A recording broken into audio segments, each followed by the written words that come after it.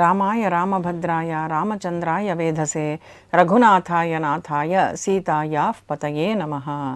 ಕೂಜಂತಂ ರಾಮ ರಾಮೇತಿ ಮಧುರಂ ಮಧುರಾಕ್ಷರಂ ಆರುಹ್ಯ ಕವಿತಾಶಾಖಾಂ ವಂದೇ ವಾಲ್ಮೀಕಿ ಕೋಕಿಲಂ. ಯತ್ರ ಯತ್ರ ರಘುನಾಥ ಕೀರ್ತನಂ ತತ್ರ ತತ್ರ ಕೃತಮಸ್ತಕಾಂಜಲಿಂ ಬಾಷ್ಪವಾರಿ ಪರಿಪೂರ್ಣಲೋಚನಂ ಮಾರುತಿಂ ನಮತ ರಾಕ್ಷಸಾಂತಕಂ. ಎಲ್ಲ ವೀಕ್ಷಕರಿಗೂ ನಮಸ್ಕಾರ. ನಾವು ರಾಮಾಯಣದ ಸರಣಿ ಚಿಂತನೆಯಲ್ಲಿದ್ದೇವೆ.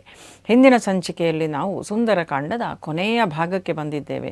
ಲಂಕೆಗೆ ಹೋಗಿ ಸೀತಾಮಾತೆಯನ್ನು ನೋಡಿ ಲಂಕಾ ದಹನವನ್ನು ಮಾಡಿ ಬಂದಂತಹ ಆಂಜನೇಯ ಮರಳಿ ಬಂದು ತನ್ನ ಬಂಧುಗಳನ್ನು ವಾನರ ಪ್ರಮುಖರನ್ನು ತಾನು ಸೇರಿಕೊಂಡಿದ್ದಾನೆ.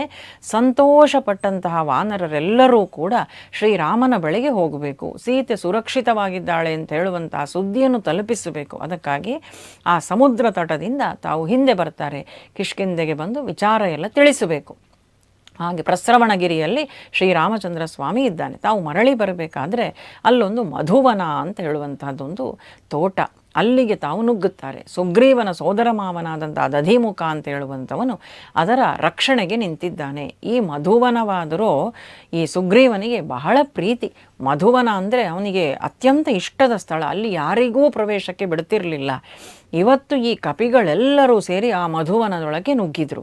ಕಪಿ ಚೇಷ್ಟೆಯ ಪರಾಕಾಷ್ಠೆಯನ್ನು ನಾವಿಲ್ಲಿ ಕಾಣಬಹುದು.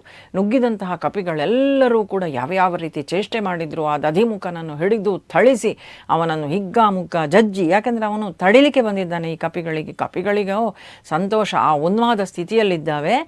ತಾವು ಇಡೀ ಮಧುವನ್ನೆಲ್ಲ ಕುಡಿದು ಸಂತೋಷಭರಿತರಾಗಿ ಅತ್ಯಂತ ಆನಂದ ತುಂದಿಲರಾಗಿ ಇವುಗಳೆಲ್ಲ ಇರಬೇಕಾದ್ರೆ ದಧಿಮುಖ ಸುಗ್ರೀವನ ಬಳಿಗೆ ಬರ್ತಾನೆ. ಎಲ್ಲರೂ ಹೋಗಿದ್ದಾರೆ, ಮಧುವನವನ್ನು ಧ್ವಂಸ ಮಾಡ್ತಾ ಇದ್ದಾರೆ ಅಂತ ಸುಗ್ರೀವ ಆಲೋಚನೆ ಮಾಡ್ತಾನೆ. ಎಲ್ಲಿಯೋ ಕಾರ್ಯ ಸಾಧನೆಯಾಗಿದೆ, ಆಂಜನೇಯ ಹೋಗಿ ನೋಡಿ ಬಂದಿದ್ದಾನೆ. ಎಲ್ಲರಿಗೂ ಆಂಜನೇಯನಿದ್ದಾನೆ ಅಂತಾದರೆ ಕಾರ್ಯ ಸಾಧನೆ ಅಂತ ಹೇಳುವಂಥದ್ದು ಪಕ್ಕಾ ತೀರ್ಮಾನವೇ. ಹಾಗಾದರೆ ಆಂಜನೇಯ ಹೋಗಿ ನೋಡಿ ಬಂದಿದ್ದಾನೆ, ಇವರು ಕಾರ್ಯ ಸಾಧಿಸಿ ಬಂದಿದ್ದಾರೆ. ಇಲ್ಲ ಅಂತಾದರೆ ಅಂಗದ ಯುವರಾಜನೂ ಇದ್ದ, ಆ ಯುವರಾಜನ ಸಮ್ಮುಖದಲ್ಲಿ ಇವು ರೀತಿ ಮಾಡಲಿಕ್ಕೆ ಇಲ್ಲಾಗಿತ್ತು ಕಪಿಗಳು. ಮಧುವನ ಧ್ವಂಸ ಆಗಿದೆ ಅಂತಾದರೆ ಕಾರ್ಯ ಸಾಧನೆಯಾಗಿದೆ, ತೊಂದರೆ ಇಲ್ಲ ಅಂತ ದಧಿಮುಖನ ಹತ್ರ ಹೇಳಿ ಕಳುಹಿಸಲಾಗುತ್ತದೆ. ಮರಳಿ ಬಂದ ದಧಿಮುಖ ಮತ್ತು ಅವನಿಗೆ ಕೀಟಲೆ ಕಷ್ಟಗಳನ್ನು ಕಾಟಗಳನ್ನು ಕೊಡುವಂಥದ್ದು ಈ ಕಪಿಗಳು ಎಲ್ಲ ಬರೀತಾರೆ ವಾಲ್ಮೀಕಿಗಳು. ಕೊನೆಗೆ ಅಲ್ಲಿಂದ ದಧಿಮುಖನಲ್ಲಿ ಮತ್ತೊಮ್ಮೆ ಕ್ಷಮೆ ಯಾಚಿಸ್ತಾನೆ ಆಂಜನೇಯ ಅವನ ಜೊತೆಯಲ್ಲಿ ಈ ರೀತಿಯಾಗೆಲ್ಲ ನಡೆದುಕೊಂಡದ್ದಕ್ಕೆ. ಮತ್ತೆ ಅಲ್ಲಿಂದ ಹೊರಟು ಸುಗ್ರೀವ ಹಾಗೂ ಶ್ರೀರಾಮಚಂದ್ರ ಸ್ವಾಮಿ ಎಲ್ಲಿದ್ದಾರೋ ಅಲ್ಲಿಗೆ ಬರ್ತಾನೆ. ಬಂದು ಆಂಜನೇಯ ನಡೆದಂತಹ ಎಲ್ಲ ವೃತ್ತಾಂತವನ್ನು ಕೂಡ ಹೇಳ್ತಾನೆ. ಚೂಡಾಮಣಿಯನ್ನು ತೆಗೆದು ಶ್ರೀರಾಮಚಂದ್ರನಿಗೆ ಕೊಡ್ತಾನೆ. ಶ್ರೀರಾಮಚಂದ್ರ ಸ್ವಾಮಿ ಆ ಚೂಡಾಮಣಿಯನ್ನು ನೋಡಿ ತಾನು ಸೀತೆಯನ್ನೇ ಕಂಡಷ್ಟು ಬಿಕ್ಕಿ ಬಿಕ್ಕಿ ಬಿಕ್ಕಿ ಅಳುತ್ತಾನೆ. ಹಾಗೂ ತನ್ನ ಆ ಭಾವನೆಗಳನ್ನು ತಡೆದಿಟ್ಟುಕೊಳ್ಳಿಕ್ಕಾಗುವುದಿಲ್ಲ. ಇಲ್ಲೆಲ್ಲ ನಾವು ಗಮನಿಸಿದರೆ ಸೀತಾಮಾತೆ ಶ್ರೀರಾಮಚಂದ್ರ ಆಕೆಗೆ ಕಷ್ಟ ಕೊಟ್ಟದ್ದಲ್ಲ, ಆ ಪ್ರೀತಿ ಎಷ್ಟಿತ್ತು ಅಂತ ಹೇಳುವಂಥದ್ದನ್ನೆಲ್ಲ ನಮಗೆ ರಾಮಾಯಣದಲ್ಲಿ ಅಲ್ಲಲ್ಲಿ ವಾಲ್ಮೀಕಿಗಳು ತೋರಿಸ್ತಾರೆ. ರಾಮನ ಪರಿಸ್ಥಿತಿ ಹೇಗಾಗಿತ್ತು ಸೀತಾ ವಿಯೋಗದಿಂದ ಅಂತ. ಆ ಚೂಡಾಮಣಿಯನ್ನು ನೋಡ್ತಾ ಅಳುತ್ತಾನೆ ರಾಮಚಂದ್ರನನ್ನು ಲಕ್ಷ್ಮಣ ಸಂತೈಸ್ತಾನೆ. ಆಂಜನೇಯ ಹೋಗಿ ಕಾರ್ಯಸಿದ್ಧಿ ಮಾಡಿ ಬಂದಿದ್ದಾನೆ. ಆಂಜನೇಯನನ್ನು ಬಳಿಗೆ ಕರೀತಾನೆ. ಶ್ರೀರಾಮಚಂದ್ರ ಸ್ವಾಮಿ ಬಹಳ ಭಾವನಾತ್ಮಕವಾದಂತಹ ಸನ್ನಿವೇಶ ಇದು. ಮುಂದೆ ಬರುವಂಥದ್ದು ಯುದ್ಧಕಾಂಡದ ಪ್ರಥಮ ಸರ್ಗದಲ್ಲಿ ನಾವು ಈ ಭಾಗವನ್ನು ನೋಡ್ತೇವೆ. ಬಳಿಗೆ ಕರೆದಂತಹ ಶ್ರೀರಾಮಚಂದ್ರ ಸ್ವಾಮಿ ಆಂಜನೇಯನ ಬಳಿಯಲ್ಲಿ ಹೇಳುತ್ತಾನೆ, ನಿನಗೇನು ಕೊಡಲಿ ನಾನು? ಇವತ್ತು ನಾನು ಕಾಡಾಡಿ ಇಂತಹ ಶ್ರೇಷ್ಠವಾದಂತಹ ಕಾರ್ಯವನ್ನು ಸಾಧಿಸಿ ಬಂದಿದ್ದಿ, ನನ್ನ ಮನಸ್ಸಿಗೆ ಅತ್ಯಂತ ಸಮಾಧಾನ ಸಿಗುವಂತಹ ಸಮಾಚಾರವನ್ನು ತಂದಿದ್ದಿ, ಏನು ಕೊಡಲಿ? ಏನೂ ಇಲ್ಲ ನನ್ನಲ್ಲಿ. ಇವತ್ತಿನಿಂದ ನಾವು 4 ಜನ ಅಣ್ಣ ತಮ್ಮಂದರಲ್ಲ, ನಾವು 5 ಜನ ಅಂತ ಹೇಳ್ತಾನಂತೆ. ಇವರು ರಾಮ ಲಕ್ಷ್ಮಣ ಭರತ ಶತ್ರುಘ್ನರು ಅಂತ 4 ಜನ ಇದ್ದಂಥವರು ಸಹೋದರರು. ಆದರೆ ಇವತ್ತಿನಿಂದ ನೀನು ನನ್ನ ಸಹೋದರ. ಆ ಸಹೋದರನ ಸ್ಥಾನವನ್ನು ಶ್ರೀರಾಮಚಂದ್ರ ಸ್ವಾಮಿ ಆಂಜನೇಯನಿಗೆ ಕೊಡ್ತಾನೆ. ಹಾಗೂ ಬಾಯಿಯಲ್ಲಿ ಸಹೋದರ ಅಂತ ಹೇಳಿದ್ರೂ ಕೂಡ ಆಂಜನೇಯನನ್ನು ತನ್ನ ಪುತ್ರ ಅಂತ ತಿಳ್ಕೊಂಡಿದ್ದವರು ರಾಮಚಂದ್ರ ಹಾಗೂ ಸೀತಾಮಾತೆ. ಅದನ್ನೆಲ್ಲ ನಾವು ನೋಡ್ತೇವೆ ರಾಮಾಯಣದಲ್ಲಿ. ಹೀಗೆ ತಾನು ಅವನನ್ನು ಆಲಿಂಗಿಸಿಕೊಳ್ತಾನಂತೆ ಶ್ರೀರಾಮಚಂದ್ರ ಸ್ವಾಮಿ. ಶ್ರೀರಾಮಚಂದ್ರ ಹಾಗೂ ಆಂಜನೇಯನ ಆಲಿಂಗನ ಅಂತ ಹೇಳುವಂಥದ್ದು ಯುದ್ಧಕಾಂಡದ ಪ್ರಥಮ ಸರ್ಗ. ನಾರಾಯಣ ಶ್ರೀರಾಮಚಂದ್ರ ಸ್ವಾಮಿ ಅಂದರೆ ಆತ ಭಗವಂತ ಶ್ರೀಮನ್ನಾರಾಯಣ. ಲಕ್ಷ್ಮೀದೇವಿ ಅಲ್ಲದೆ ಇನ್ಯಾರಿಗೂ ಕೂಡ ತನ್ನ ಆ ಆಲಿಂಗನದ ಭಾಗ್ಯವನ್ನು ಕೊಟ್ಟಿರಲಿಲ್ಲ. ಆದರೆ ಇವತ್ತು ಆ ಆಲಿಂಗನದ ಆ ಭಾಗ್ಯ ಅಂತ ಹೇಳುವಂಥದ್ದು ಆಂಜನೇಯನಿಗೆ ಪ್ರಾಪ್ತವಾಗ್ತದೆ. ಆಂಜನೇಯನಿಗೆ ನಾವು ಹಿಂದೆನೇ ಹೇಳಿದ ಹಾಗೆ ಏನೂ ಆಗಬೇಕಾಗಿದ್ದಿರಲಿಲ್ಲ. ಈ ರಾಮ ಕಾರ್ಯವನ್ನು ಸಾಧಿಸಿ ಆಂಜನೇಯನಿಗೆ ಆಗಬೇಕಾದದ್ದೇನು ಹೇಳಿ? ಏನೂ ಇಲ್ಲ. ಪ್ರತಿ ಒಬ್ಬೊಬ್ಬರಿಗೂ ಕೂಡ ಒಂದೊಂದು ನಂಟಿತ್ತು ರಾಮನ ಜೊತೆಯಲ್ಲಿ. ಲಕ್ಷ್ಮಣನಿಗೆ ಅಣ್ಣ ಅಂತ ಹೇಳುವಂಥದ್ದಿತ್ತು, ಸುಗ್ರೀವನಿಗೆ ಗೆಳೆಯ ಅಂತ ಹೇಳುವಂಥದ್ದಿತ್ತು, ಉಳಿದ ತನ್ನ ಮಾತನ್ನು ನೆರವೇರಿಸಿಕೊಡಬೇಕು ಅನ್ನುವಂಥದ್ದು ಸುಗ್ರೀವನಿಗಿತ್ತು. ಅವನು ಸಹಾಯ ತೆಗೆದುಕೊಂಡಿದ್ದ ಹಿಂದೆ. ಇವಾಗ ಉಳಿದವರೆಲ್ಲರಿಗೂ ಕೂಡ ಸುಗ್ರೀವ ಹೇಳಿದಂತೆ ನಡೆದುಕೊಳ್ಳಬೇಕು. ಈ ರೀತಿಯಾಗಿ ಏನೋ ಒಬ್ಬೊಬ್ಬರಿಗೆ ಒಂದೊಂದು ಬಂಧನಗಳಿತ್ತು, ಬಾಧ್ಯತೆಗಳಿತ್ತು. ಆದರೆ ಆಂಜನೇಯನಿಗೆ ಅದು ಯಾವುದೂ ಇರಲಿಲ್ಲ. ಕೇವಲ ಇದ್ದದ್ದು ಸ್ವಾಮಿ ಭಕ್ತಿ. ಅಲ್ಲಿ ಮಂಕುತಿಮ್ಮನ ಕಗ್ಗದಲ್ಲಿ ಈ ಭಾಗವನ್ನು ಬರೀತಾರೆ. ನಾವು ರಾಮಾಯಣದುದ್ದಕ್ಕೂ ಅನೇಕ ಕಗ್ಗಗಳನ್ನು ಕೇಳ್ತಾ ಬಂದೆವು. ಇಲ್ಲಿ ನಾವು ಗಮನಿಸಬೇಕು ಭಕ್ತಿ ಅಂದರೆ ಹೇಗಿರಬೇಕು ಅಂತ. ಅದು ಆಂಜನೇಯನ ಭಕ್ತಿ ಅಂತ. ದಾಸ್ಯಭಾವದ ಹನುಮಂತ ಅಂತ ಹೇಳ್ತೇವೆ ನಾವು. ದಾಸ್ಯತೆಯನ್ನು ಮಾಡ್ತಾ ಮಾಡ್ತಾ, ದಾಸ್ಯವನ್ನು ಮಾಡ್ತಾ ಮಾಡ್ತಾ ಶ್ರೇಷ್ಠರಾಗುವುದು ಹೇಗೆ ಅಂತ ಆಂಜನೇಯನನ್ನು ನೋಡಿ ನಾವು ಕಲಿಬೇಕು. ದಾಸ್ಯ ಮಾಡಬೇಕು. ಯಾರದ್ದು? ನಾವಿವತ್ತು ದಾಸ್ಯ ಮಾಡ್ತೇವೆ, ದುಡ್ಡಿದ್ದವರದ್ದೋ ಅಥವಾ ಅಧಿಕಾರ ಇದ್ದವರದ್ದೋ ಕೀರ್ತಿ ಇದ್ದವರದ್ದೋ ದಾಸ್ಯ. ಅದಲ್ಲ. ದಾಸ್ಯ ಮಾಡಿದರೆ ಭಗವಂತನ ದಾಸ್ಯ ಮಾಡಿ ದಾಸ್ಯ ಭಾವದಲ್ಲಿಯೂ ಕೂಡ ಶ್ರೇಷ್ಠರಾಗಲಿಕ್ಕೆ ಸಾಧ್ಯ. ಇವತ್ತಿಗೂ ಕೂಡ ಮನ್ನಣೆ ನೋಡಿ. ಇಡೀ ಪ್ರಪಂಚದಲ್ಲಿ ಎಷ್ಟು ರಾಮ ದೇವಾಲಯಗಳಿದೆಯೋ ಅದಕ್ಕಿಂತ ಹೆಚ್ಚು ಆಂಜನೇಯನ ದೇವಸ್ಥಾನಗಳು ಉಂಟು. ಪ್ರತಿ ಊರಲ್ಲಿ ನಾವಿವತ್ತು ಆಂಜನೇಯನ ಮಂದಿರವನ್ನು ಕಾಣುತ್ತೇವೆ. ಆಂಜನೇಯ ಅಂದರೆ ನಮಗೊಂದು ಪ್ರೀತಿ, ನಮಗೊಂದು ಆ ವಾತ್ಸಲ್ಯ, ನಮಗೊಂದು ಹುರುಪು, ನಮಗೊಂದು ಧೈರ್ಯ. ಈ ರೀತಿಯಾದಂಥ ಆಂಜನೇಯ ಭಗವಂತನ ಆಲಿಂಗನದ ಭಾಗ್ಯವನ್ನು ತಾನು ಪಡೆದುಕೊಂಡ. ಡಿ ವಿ ಜಿಯವರು ಬರೀತಾರೆ, ಘನತತ್ವವೊಂದಕ್ಕೆ ದಿನರಾತ್ರಿ ಮನಸೋತು ನೆನೆಯದೆ ಇನ್ನೊಂದನ್ನು ಎಲ್ಲವಾ ನೀಡುತ್ತದರ ಅನುಸಂಧಿಯಲ್ಲಿ ಜೀವಭಾರವನ್ನು ಮರೆಯುವುದು ಹನುಮಂತನು ಉಪದೇಶ ಮಂಕುತಿಮ್ಮ ಅಂತ. ಘನತತ್ವವೊಂದಕ್ಕೆ ದಿನರಾತ್ರಿ ಮನಸೋತು, ಆ ಘನತತ್ವ, ಆ ಪರಮಾತ್ಮ ತತ್ವಕ್ಕೆ ದಿನರಾತ್ರಿ ಮನಸೋತು ನೆನೆಯದೆ ಇನ್ನೊಂದನ್ನು ನೆನೆಯಲಿಲ್ಲ. ಸದಾಕಾಲ ಭಗವತ್ ಸೇವೆ ಮಾತ್ರ ಅವನಿಗಿದ್ದದ್ದು. ಇಲ್ಲಿಂದ ಹೊರಟು ಮರಳಿ ಬರುವಲ್ಲಿವರೆಗೆ ವಿಶ್ರಾಂತಿ ತೆಗೆದುಕೊಂಡವನಲ್ಲ ಆಂಜನೇಯ. ದಿನರಾತ್ರಿ ಮನಸೋತು ನೆನೆಯದೆ ಇನ್ನೊಂದನ್ನು ಎಲ್ಲವಾ ನೀಡುತ್ತದರ. ಭಗವಂತನ ಆ ಕಾರ್ಯಕ್ಕಾಗಿ, ಅವನ ಸೇವೆಗಾಗಿ ಸದಾಕಾಲ ತನ್ನನ್ನು ತಾನು ಮುಡಿಪಾಗಿಟ್ಟವನು ಆಂಜನೇಯ. ಅನುಸಂಧಿಯಲ್ಲಿ ಜೀವಭಾರವನ್ನು ಮರೆಯುವುದು. ಆ ಅನುಸಂಧಾನದಲ್ಲಿ, ಆ ಭಗವಂತನ ಬಗ್ಗೆ ತಾನು ತೋರುವಂತಹ ಪ್ರೀತಿಯಲ್ಲಿ, ಭಕ್ತಿಯಲ್ಲಿ ಆ ಅನುಸಂಧಾನವನ್ನು ಮಾಡ್ತಾ ಮಾಡ್ತಾ ತನಗೂ ಒಂದು ಜೀವ, ತನಗೂ ಒಂದು ಅಸ್ತಿತ್ವ, ತನಗೂ ಒಂದು ಬಾಳು, ತನ್ನದೂ ಒಂದು ಬದುಕು ಅಂತ ಹೇಳುವಂಥ ಯಾವ ಕಲ್ಪನೆಯೂ ಇರಲಿಲ್ಲ. ಎಲ್ಲವೂ ಭಗವಂತನಿಗೆ. ಸರ್ವಾಪ್ಯೇಕಂ ತಸ್ಯ ದೇವಸ್ಯ ಸೇವಾ ಅಂತ ನಾವೇನು ಹೇಳ್ತೇವಲ್ಲ, ಏನು ಕರ್ಮ ನಾವು ಮಾಡ್ತೇವೋ ಅದು ಭಗವಂತನ ಕರ್ಮ ಮಾತ್ರ ಅಂತ. ಹಾಗೆ ಇದ್ದವನು ಭಗವಂತ. ನಾನು ಏನು ಕೆಲಸ ಮಾಡ್ತೇನೆ ಅದು ರಾಮನ ಕಾರ್ಯ ಮಾತ್ರ ಅಂತ. ಕರ್ಮಾಪ್ಯೇಕಂ ತಸ್ಯ ದೇವಸ್ಯ ಸೇವಾ ಅಂತ ನಾವು ಗೀತಾ ಮಹಾತ್ಮೆಯಲ್ಲಿ ಓದ್ತೇವೆ. ಆ ಭಗವದ್ಗೀತೆ ಕೊನೆ ಮಹಾತ್ಮೆ ಕೊಡ್ತಾರೆ. ಅಲ್ಲಿ ಇದ್ದ ಹಾಗೆ ಆ ರೀತಿ ನಡೆದುಕೊಂಡವನು ಆಂಜನೇಯ. ಹಾಗೆ ಆ ಮಂಕುತಿಮ್ಮನ ಕಗ್ಗದಲ್ಲಿ ಕೊಡುವಂಥದ್ದು, ಎಲ್ಲವಾ ನೀಡುತ್ತದರ ಅನುಸಂಧಿಯಲ್ಲಿ ಜೀವಭಾರವನ್ನು ಮರೆಯುವುದು ಹನುಮಂತನ ಉಪದೇಶ ಮಂಕುತಿಮ್ಮ ಅಂತ. ಈ ರೀತಿಯಾಗಿ ಹನುಮಂತ ನಮಗೆಲ್ಲರಿಗೂ ಕೂಡ ಉಪದೇಶವನ್ನು ಕೊಡ್ತಾನೆ. ಭಗವಂತನಿಗೆ ಈ ರೀತಿ ಶರಣಾಗಬೇಕು ಅಂತ. ಇನ್ನೀಗ ಸುಂದರಕಾಂಡದ ಈ ಒಂದು ಆಂಜನೇಯನ ಪ್ರಯಾಣದ ಹಿಂದೆ ಪಂಚಭೂತಗಳ ಒಂದು ಕಾರ್ಯವನ್ನು ನಾವು ನೋಡ್ಬೋದು. ವ್ಯಾಖ್ಯಾನವನ್ನು ಮಾಡ್ತಾ ರಾಮಾಯಣಕ್ಕೆ ಕೊಡ್ತಾರೆ. ಏನು ಅಂದರೆ, ಈಗ ಆಂಜನೇಯ ಪಂಚಭೂತಗಳು ಯಾವುದು ಅಂತ ಹೇಳುವಂಥದ್ದು ನಮಗೆ ಗೊತ್ತುಂಟು. ಅಗ್ನಿ, ವಾಯು, ಆಕಾಶ, ಜಲ ಹಾಗೂ ಪೃಥ್ವಿ. ಇದು 5 ಪಂಚಭೂತಗಳಾದರೆ ಆಂಜನೇಯ ತಾನು ಸ್ವತಃ ವಾಯುಪುತ್ರ. ಆತನೇ ಇಲ್ಲಿ ಇರುವಂಥದ್ದು. ಮುಖ್ಯವಾಗಿ ವಾಯು ಆಯಿತು. ಮುಂದೆ ಆತ ಹೋಗ್ತಾ ಇದ್ದದ್ದು ಆಕಾಶ ಮಾರ್ಗವಾಗಿ. ಆಕಾಶವೂ ಇದರೊಳಗೆ ಬಂತು. ತಾನು ದಾಟಿ ಹೋದದ್ದು ಸಮುದ್ರವನ್ನು, ನೀರು ಬಂತು. ಆಮೇಲೆ ತಾನಲ್ಲಿ ಹೋಗಿ ನೋಡಿದ್ದು ಪೃಥ್ವೀ ಸ್ವರೂಪಳಾದಂತಹ ಸೀತಾಮಾತೆಯನ್ನು, ಭೂಮಿಯೂ ಬಂತು, ಪೃಥ್ವೀ ತತ್ವವೂ ಬಂತು. ಕೊನೆಗೆ ತಾನು ಲಂಕೆಗೆ ಹೋಗಿ ಲಂಕಾ ದಹನವನ್ನು ಮಾಡಿದ.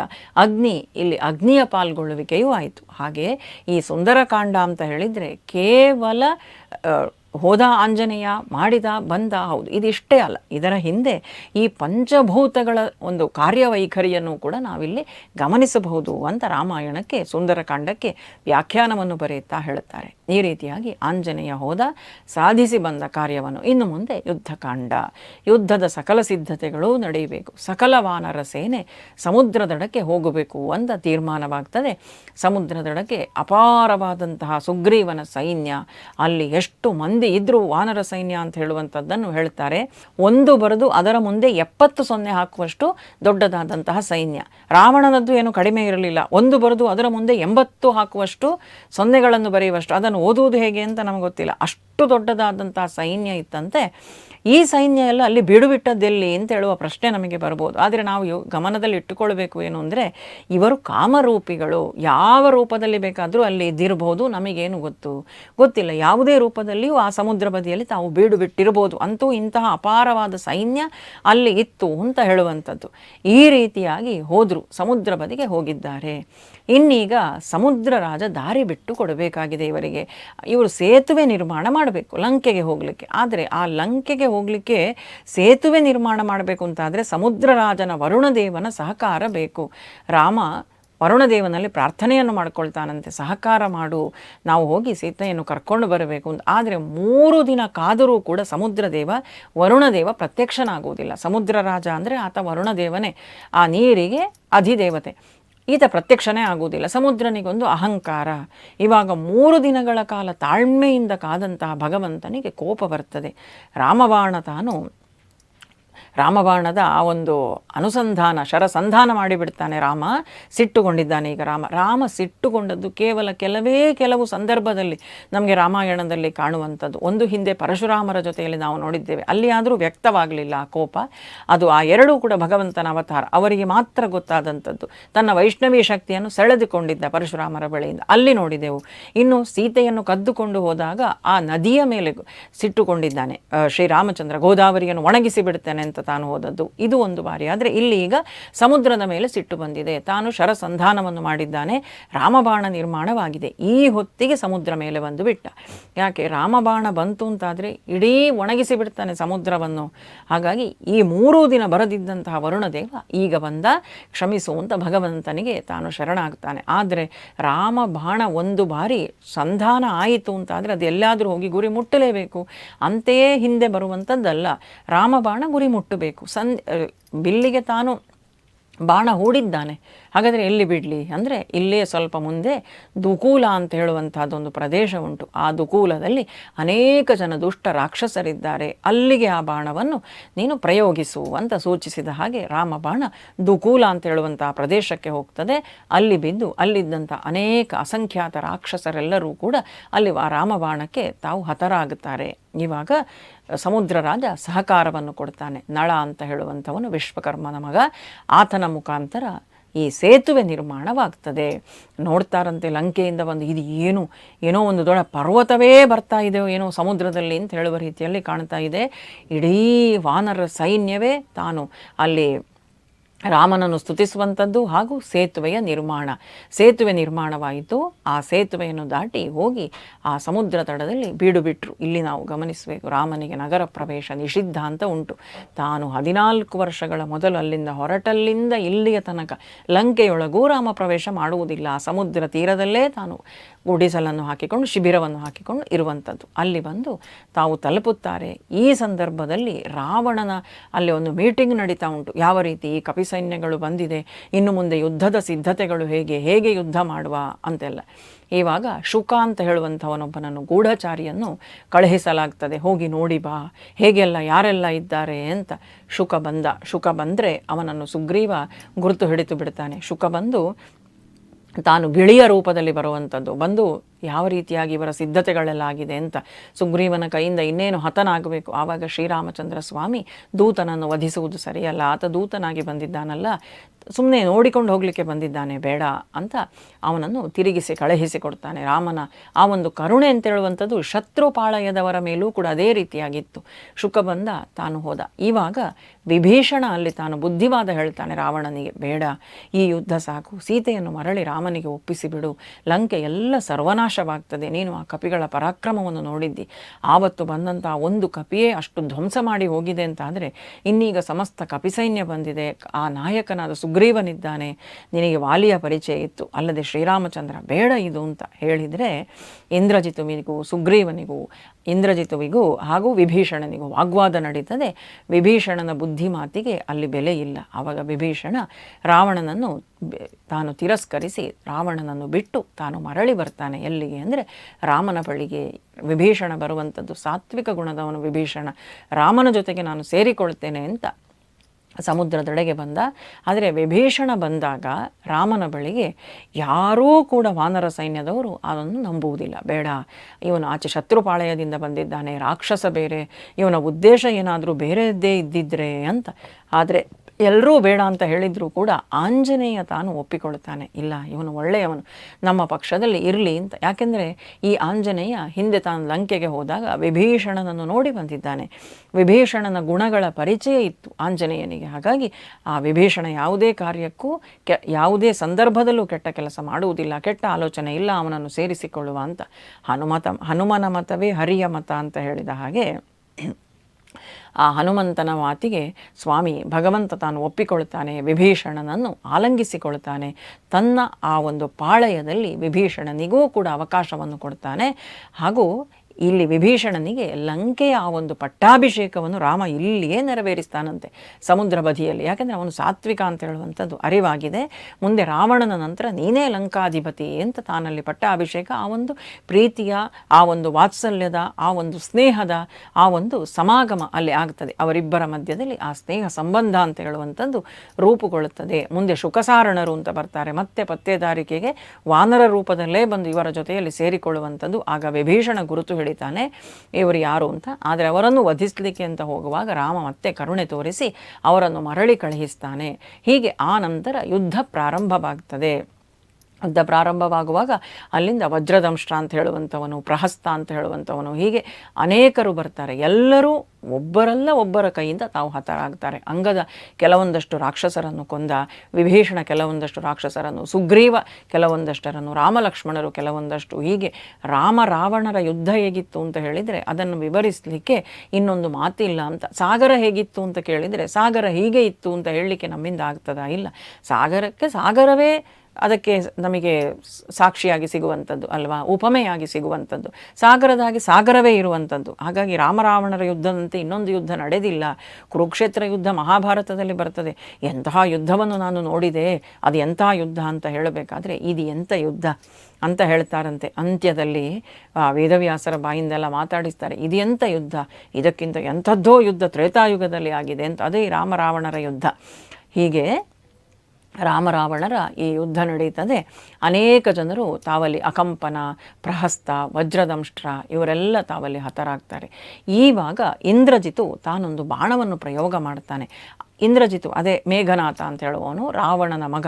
ಇವನು ಒಂದು ರೀತಿ ಮಾಯೆ ವಿದ್ಯೆಯನ್ನೆಲ್ಲ ತಿಳ್ಕೊಂಡಿದ್ದವನು. ಆ ಇಂದ್ರಜಿತುವಿನ ಬಾಣಕ್ಕೆ ರಾಮಲಕ್ಷ್ಮಣರಿಬ್ಬರೂ ಕೂಡ ತಾವು ಮೂರ್ಛೆ ಹೋಗಿಬಿಡ್ತಾರೆ. ಸರ್ಪಾಸ್ತ್ರವನ್ನು ಆತ ಪ್ರಯೋಗವನ್ನು ಮಾಡುವಂಥದ್ದು. ಆ ಸರ್ಪಾಸ್ತ್ರದ ಬಂಧನಕ್ಕೆ ತಾನು ಒಳಗಾಗಿ ಬಿಡ್ತಾರೆ. ಇಬ್ಬರೂ ಕೂಡ ಮೂರ್ಛೆ ಹೋಗಿ ಬಿಟ್ಟರು.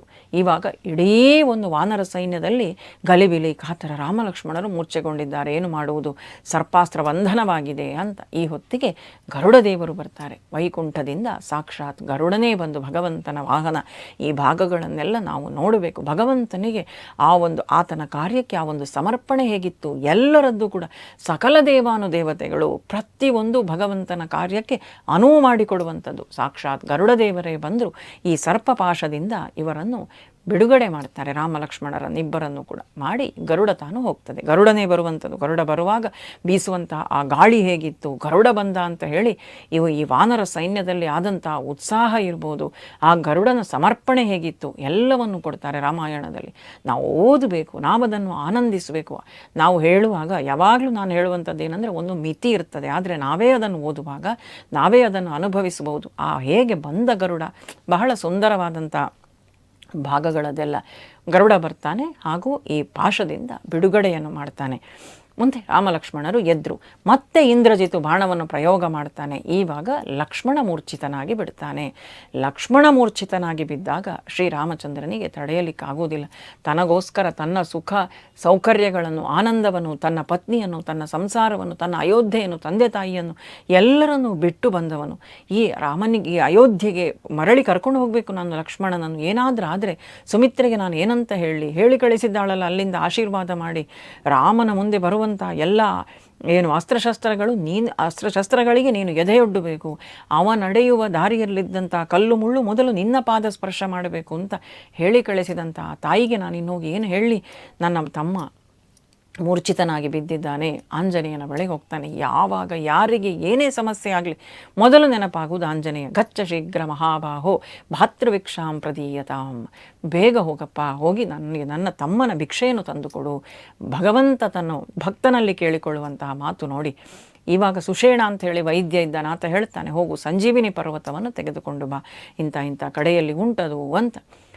ಭಗವಂತನೇ ಬಂದು ಭಕ್ತನ ಹತ್ರ ತಾನು ಕೇಳಿಕೊಳ್ತಾನೆ. ಅದೆಂಥ ಭಾಗ್ಯ ಆ ಆಂಜನೇಯನಿಗೆ ಅಂತ. ಆಂಜನೇಯ ತಾನು ಹೋಗ್ತಾನೆ. ಹೋಗಿ ಸಂಜೀವಿನಿ ಪರ್ವತದ ಹತ್ರ ಅಲ್ಲಿ ಹೋಗಿ ನಿಂತರೆ ಅವನಿಗೆ ಆ ಗಿಡ ಯಾವುದು ಅಂತ ಗೊತ್ತಿಲ್ಲ. ಇಲ್ಲಿಂದ ಹೇಳಿ ಕಳಿಸಿರ್ತಾರೆ, ಅಗಾಧವಾದಂಥ ಬೆಳಕುಂಟು, ಕಾಂತಿ ಉಂಟು, ಅದು ಹೊಳಿತಾ ಇರ್ತದೆ ಅಂತ.